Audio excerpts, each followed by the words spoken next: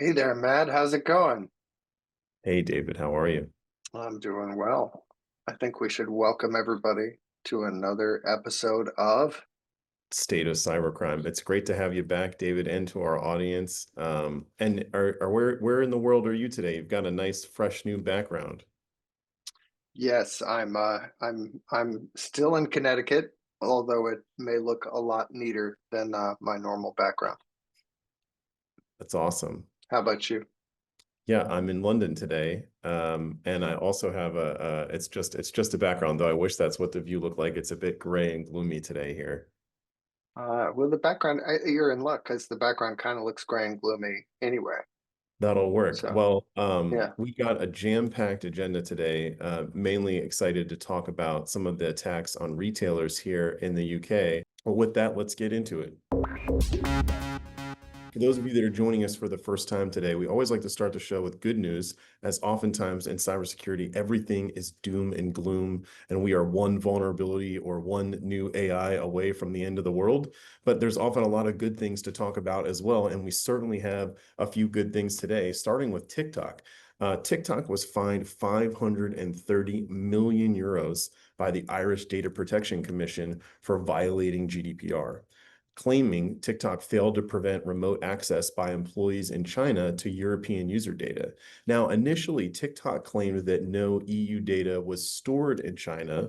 And what the Data Commission was arguing is that EU data was accessed by employees in China while that data was residing in the EU, which raises concerns about nation state level data sharing and snooping.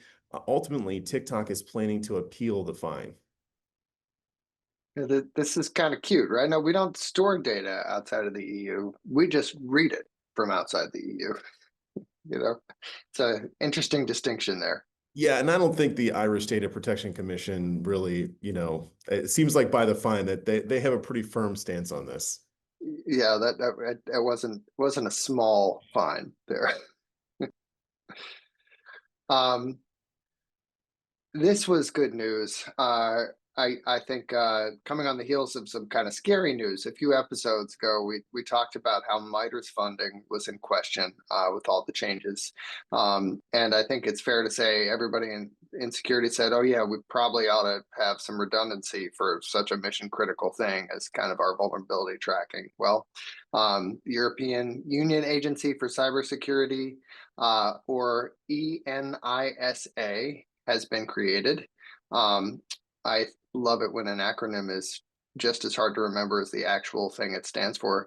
But it's good. You're going to have another source to track vulnerabilities. Actually, this is going to amalgamate, multiple sources. It complements Miner. So it's going to include a new EU VD ID, as along with all the other identifiers for each vulnerability, like the CBE. It uses the Common Security Advisory Framework, which I think is a good thing because we can use automation to kind of help stay on top of vulnerabilities. And we have yet another vulnerability database to monitor until such time as we lose one. Hopefully, we don't. Well, another one for the EU, I guess. Yeah. Well, speaking of wins for the EU, another win for Europol. As a part of Operation Power Off, Europol took down a distributed denial of service for hire, and they were launching cybersecurity attacks and denial of service attacks all over the globe. In total, 9 domains were seized by US authorities, and 4 individuals aged 19 to 22 were arrested in Poland. What was interesting about these attacks is that they were launched for as little as payments of 10 euros, and they required no technical skills by those hiring the hackers. They literally just had to submit their 10 euro payment and provide a target IP address. Targets of attacks included things like schools, governments, businesses, and gaming platforms, and the attacks were carried out between 2022 and 2025. Curious, this is marketed as a stress testing service, right? So make sure your website can handle DDoS attacks.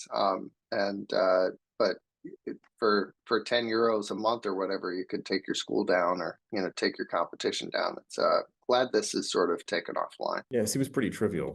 This is more cooperation from between actually law enforcement agencies from multiple countries. Operation Moonlander involved U.S. authorities, Dutch authorities, Thai authorities, and they took down two proxy networks, anyproxy.net, fivesox.net. These were domains that were managed by a Virginia-based company, but it was actually a kind of a ransomware service, or a botnet rather, that made use of a lot of older routers, Linksys, Cisco routers at the end of life, especially if you had remote admin on. And the reason it's called Moodlander is because when you had these vulnerable routers, they would load malware called the Moon. And on their website, it said working since 2004, they'd collected over 46 million, and 3 Russian nationals were indicted because that's apparently where the service was really running from, even though the domains were managed by the Virginia-based company. So another one for the good guys there. Yeah, and I feel like every episode now, we're probably talking about cooperation between multiple international law enforcement agencies around cybersecurity. So safe to say the trend is moving in the right direction for that. Cooperation is a good thing. Now on to our newest segment, AI Bay, which will surely leave you saying AI Bay. Now, do you say it AI Bay or do you say it AI Bay? I don't know. I mean, it's tomato, tomato, right? Yeah. But this story is about a different kind of botnet. It's an influencer botnet powered by Claude. And actually, this botnet is influencer as a service. And you can buy social media influence. And the way this works, okay, yeah, sign me up. I want to influence. I want to kind of propagate this position. And the way it worked is it used Claude to create 100 or so personas that would amplify different political perspectives. And since it was observed both supporting and undermining political interests of different countries, or like the EU, the UAE, and other countries and regions, it very much looks like anybody could kind of pay to kind of say, this is the position I want to propagate. Not sure who is behind the different, intentions there. But some of the interesting things is it used Claude to create content, posts, so the posts themselves, but also prompts for AI image generating services. So, you're kind of like having one AI write prompts to generate, or, to manipulate another AI. So you get the images there, but it also engineered the strategy for when to comment, when to like, when to reshare from humans. And actually, one interesting thing, it would even respond with sarcasm and humor if people accused the influencers of being bots themselves. So this seems like a great idea. Yeah, I mean, look, if you're trying to boost your social media, this seems like an awesome way to take Yeah. care of that. Yeah. So, but this has been taken down by Anthropic. So, it's a good thing there. So it's social And media is a tricky what's going thing, on right? in Langflow, another one we probably Yeah. could argue about pronouncing? So, Langflow is a low code platform that you can use to develop AI apps and RAG AI agents. You can basically build AI workflows without too much coding. And people are using it to prototype chatbots and different things, different AI applications. And the way it works is it has endpoints. So there are these API endpoints where you can interact. And even though they're not really intended to be internet facing, it happens, right? Researchers that found a flaw in these found at least 500 exposed instances of these endpoints on the internet. And the problem is there's a remote code execution flaw in these that allows any attacker to connect to these endpoints without authenticating and then upload some malicious code and then take over essentially. So there's a very high likelihood of exploitation. There's a CVE 2025-3248, so it's recommended to upgrade to version 1.40 and also restrict the network access. If you're using this in the federal agency, you got till May 26th to apply the update or do other mitigations. So it's an LLM platform with a vulnerability. And Matt, you think this is a vulnerability? Maybe it belongs in the other segment.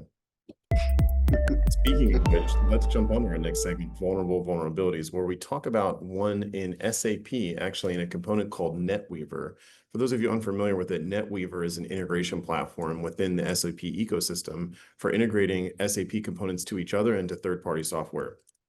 Unpatched NetWeaver servers are being exploited with CVE 2025-31324, which affects a component in SAP called Visual Composer.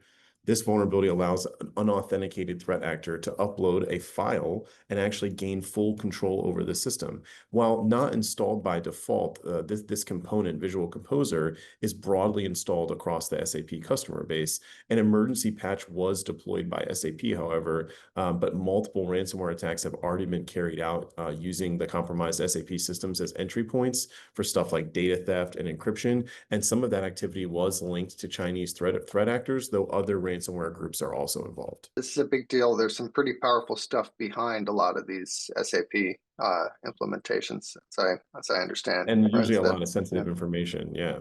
yeah, totally. What's going on with Commvault? Okay, well, so researchers discovered a flaw impacting a component of Commvault called the Commvault Command Center.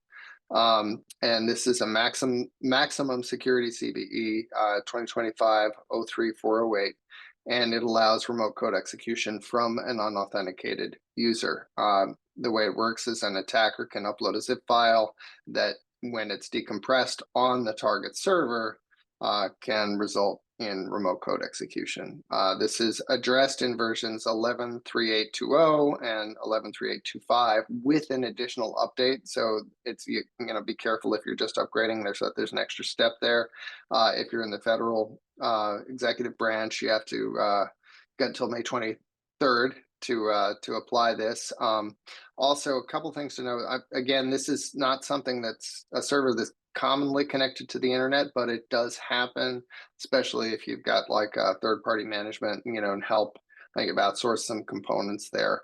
Another thing to note is that if you haven't registered with Commvault, which can happen if you bought the application through like an application store, like a Microsoft store or AWS store, I think, then you might not see these updates. So just better to check, and of course, best not to have these things internet facing to begin with.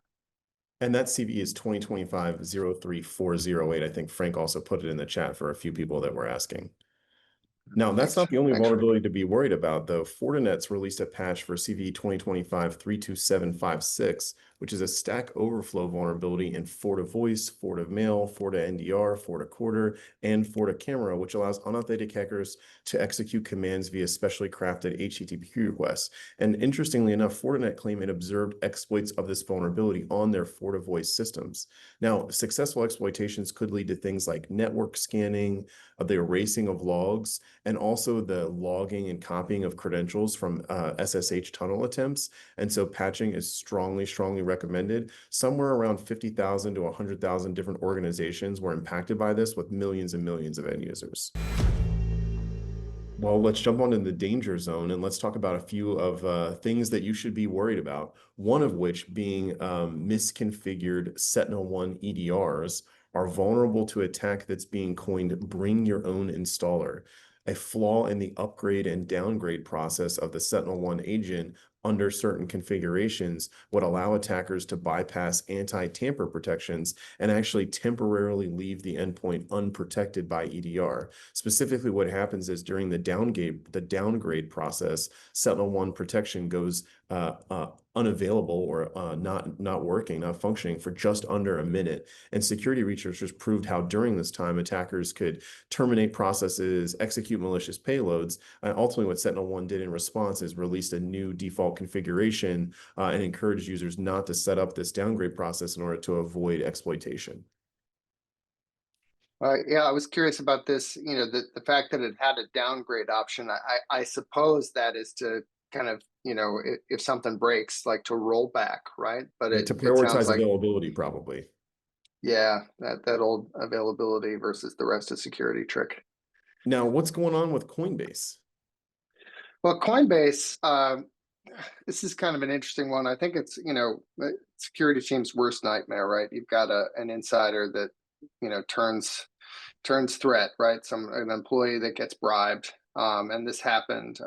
Attackers bribed support staff that were hosted in India to get customer data.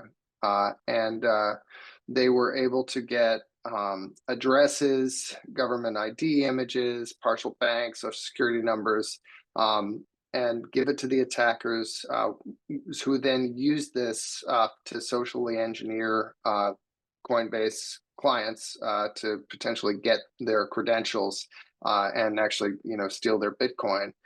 First, they asked for a ransom of $20 million to not use this information or to get it back. When Coinbase refused, they went ahead and did it for the social engineering, if I understand the sequence correctly. They've discovered this. They fired the compromised staff. They offered to make any customers that lost their coin, they make them whole, and they of course reminded users that it won't contact them and ask for passwords or things, or ask them to transfer to a different wallet and things like that. But the interesting twist on this one is they kind of took matters into their own hands. They offered a $20 million bounty for whoever turns them in. And I'm assuming that that is not dead or alive, but does sort of start to seem like the Wild West there. Well, and I think Dave, when you think about like all the crypto millionaires or crypto billionaires that exist, having access to, a list of Coinbase customers and what their ledgers were with all the data that's available on social media, you could imagine that that's pretty valuable in the hands of criminals that are trying to commit crimes where, the can cross geographic boundaries, or where if they send the Bitcoin to certain places, it might be untraceable or unreceivable. Yeah, I mean, there's been a lot of efforts to kind of make it more traceable and kind of mitigate some of that. But I think it still is something that, at least it's perceived as, it's a little bit of a different thing. It's like stealing somebody's gold, right, that they had in their closet. It's Right. a less traceable than that. So yeah, I could understand why attackers would go after this. It's kind of, this is where the money is in many ways. And now for the story that I personally have been getting asked a ton about in the last couple of weeks. There's been a rise in attacks on companies in the UK retail sector. They've been hit by a wave of ransomware attacks that have done things like disrupt operations, expose customer data, and a lot of organizations are scrambling their defenses in order to try to repel off attacks from either Scattered Spider or Dragonforce, which I'll talk more about in a minute. These attacks have been carried on major British retailers like Co-op UK, Harrods, Marks and Spencer's, causing widespread outages. Specifically, notable, Marks and Spencer's was their breach was so bad that the company's online purchasing system still isn't processing orders, and they're seeking a £100 million cyber insurance payout, the largest in the UK's history. Now, Google's Mandiant's threat intelligence arm is claiming that these attacks do follow a typical pattern from Scattered Spider, though Dragonforce is claiming that they may also be responsible. For those of you unfamiliar with Dragonforce, they're known for leveraging customized malware payloads, advanced social engineering, and they do have a particular focus on high-value retail targets. Now, it's important to note, though, that this isn't over yet. What started as a UK pocket of cybercrime activity is now going global, also according to Google and Mandiant and other threat intelligence sources, starting with attacks on US retail chains. Now, I'm sure many of you are wondering, like, well, what can we do? How can we help our organization be prepared for some type of attack, especially if you're in the retail or customer service type industry? Well, the Varonis forensics team has prepared some recommendations, which David and I are going to go through next. It's interesting. It sort of seems to be retail's turn, right, to be targeted by these actors. And I guess if you're in retail, Mandy and I think said shields up. I don't know why in cybersecurity your shields wouldn't ever be up, but it's good to be If you have discretionary extra vigilance vigilant. to apply, now would be the time to do it. Yeah, exactly. So what are we supposed to do against these attacks? I guess MFA is always a good thing, right, man? Yeah, and I also Yeah. think it's important to note now a big part of the Scattered Spider Dragonforce tactics is to impersonate your help desk. So this would be a great time to make sure that your employees know how to validate that they're talking with the actual help desk, and that your help desk knows how to assure the people that they're working with that they are the actual help desk, and that you're leveraging some type of multi-factor authentication, and maybe even logging and monitoring when password changes occurs or new device registration occurs, as taking over phones, re-registering them for MFA to bypass MFA, or even just impersonating help desk users is a big part of the MO of both groups. Yeah, and it seems like the profile of, I guess, the employee pool at retailers, right? There are usually a lot of employees that may not be as, I mean, they may be using computers for email, right, and some other, Or functions and kiosk things, but computers, like store yeah, computers. and so probably a lot of employees that may not have as much experience using computers for a lot of different things, right? And might be a little bit more vulnerable to some of these attacks as well.